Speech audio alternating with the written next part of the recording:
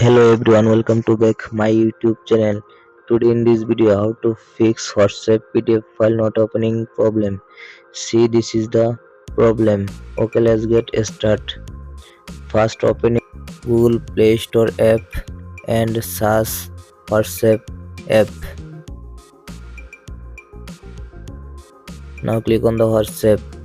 And now search WhatsApp and update your WhatsApp app. My WhatsApp app already updated.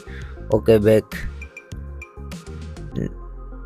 Second step, now click on the phone setting, scroll down and click on the apps icon, scroll down. Now search on the WhatsApp app, click on the WhatsApp, scroll down.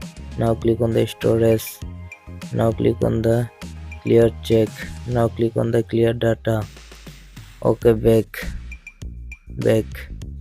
Now click on the permission, scroll down, all permission allow, check the all permission.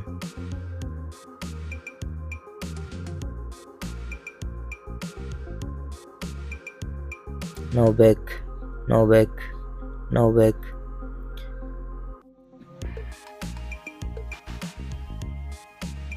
restart your phone.